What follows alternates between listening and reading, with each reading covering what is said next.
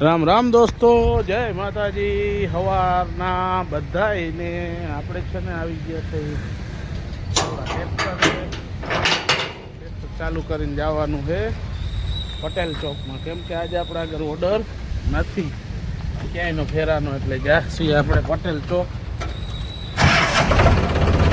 ટ્રેક્ટરને ચાલુ કરીને સીધું જ હંકારી નહીં મૂકવાનું, એને થોડીક વાર ઓઇલ ચડવા દેવું પડે, થોડીક વાર ઊભું રાખીને આમને હાલવા દેવાનું, એટલે ઓઇલ ચડી જાય. જો આ પ્રેશર કાંટો છે ને હજી આમ આવશે,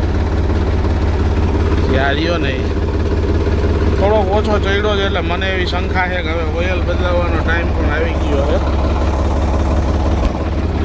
ઓઇલ પણ ટાઈમે ટાઈમે બદલાવવું જોઈએ. આપણે સવારમાં આવી ગયા છે પટેલ ચોકમાં, ને જોયું તો ટ્રેક્ટરની લાઈન પડી હતી, આમ તલતા ટ્રેક્ટર આમ હતા.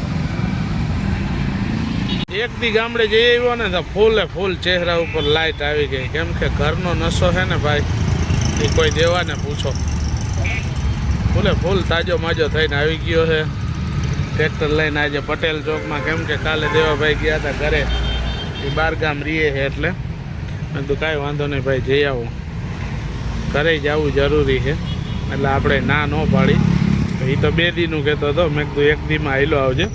2 દી શું છે નહીં, મેં કીધું ભાઈ થોડાક દી હમણાં ખેંચી લ્યો, ટાયરી બાયરી નાખવાના છે, ઓઇલ બદલાવાનો બહુ ખર્ચો છે દેવા. હમણાં ફેરાનો ઓર્ડર આવી ગયો ને માણસો ગોતવાના હતા ને, એટલે એક મચ્છા બાપા તો આવી ગયા કમ્પ્લીટ. હવે એક મજૂર ગોતવાનો છે, એ આવે છે, જો એ આવી જાય તો આપણે સમાજના જ મજૂર લઈને જવાના છે. બાકી અહીંયા માણસો દુનિયાના ઊભા હોય, કેટલાય આવે ને કેટલાય ન આવે. ત્યાં આમથી અમારા સમાજના જ ઘરેણું એવા વાલાભાઈ આવી ગયા છે, એને લઈ જવાના છે. આપણે રેતીના 2 ફેરા ભરવાના છે, બધું આપણો સમાજના માણસ છે, લઈ જાય. હાલો, મચ્છા બાપા એક જ મજૂર આવ્યા, બીજો કોઈ આવ્યો નહીં. અને બાજુમાં હું પણ ભરવા માંડ્યો હોઉં. એ તગારા થોડાક નાખ્યા, પણ હાહે ધમાધમ થઈ ગયો, કેમ કે વજન વધી ગયો છે, કેજુનો ભરતો નથી. ટ્રેક્ટર 10 વર્ષ થઈ ગયા મૂકી દીધું એને, પણ આજ તો ભરવું જ છે ગમે એમ થાય.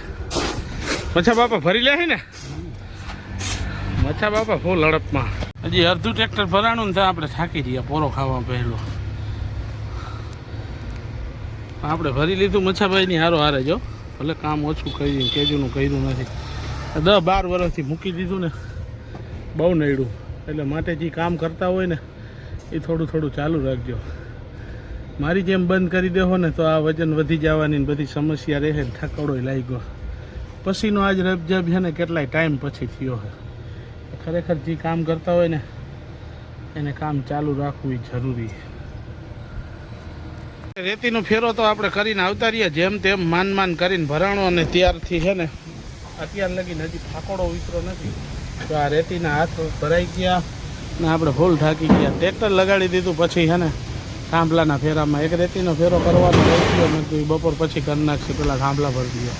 થાંભલા ભરીને આપણે નીકળી ગયા. હવે અહીંથી જવાનું છે વાયરને જારી કરવા માટે કારખાને. અહીંયા છે ને કારખાના 3000 જેવા છે, ફેઝ 2 ફેઝ 3, પણ બધામાં છે ને નંબર મારેલા હોય.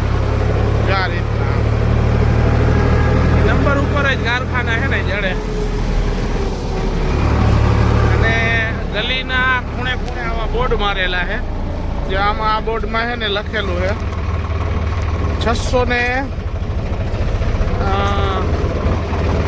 645 થી લઈ 632 લગીને છે આમાં. પછી 596 થી 609 લગીને આ ગલીમાં કારખાના આવે.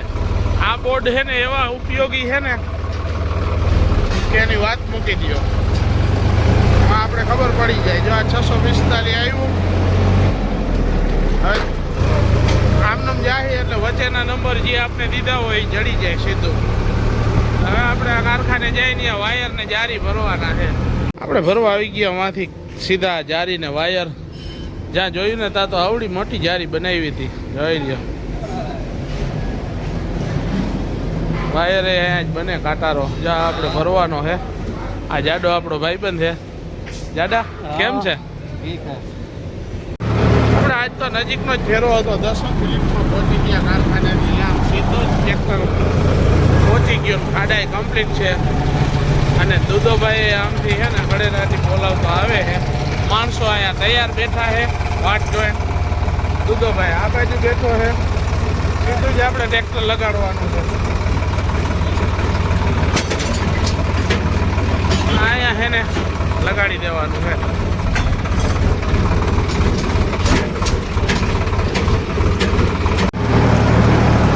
ખાઈ પીને આપણે નીકળી ગયા બપોર પછી પાછા ભેગામાં વાગી ગયા છે 9:30 અને થોડો ઠંડો બહુ થતો જાય છે. વાતાવરણ વાતાવરણ છે.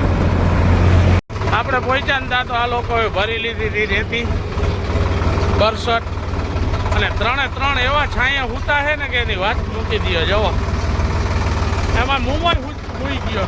એક ટ્રેક્ટરમાં 3 હુઈ ગયા. જોઈ લીધું કરશનભાઈ આમ જોવે. કેમ કે આને લેવાના હતા સ્કૂલના યુનિફોર્મ. નવા યુનિફોર્મ આવી ગયા. આપણે આવું કાંઈ હતું નહીં એટલે 2300 રૂપિયાનો ખર્ચો કરી નાખ્યો છે. બોટલું મોજા અને બધું આ બધું છે ને આપણે ટ્રેક્ટર રાખી એમાં મહેનત કરી એમાંથી થાય છે. અને તમારા બધાનો પ્રેમ ભાવનાથી દિલથી રામ રામ. જય માતાજી. આપણો વિડીયો જોવા માટે ફોલો કરતા જાજો.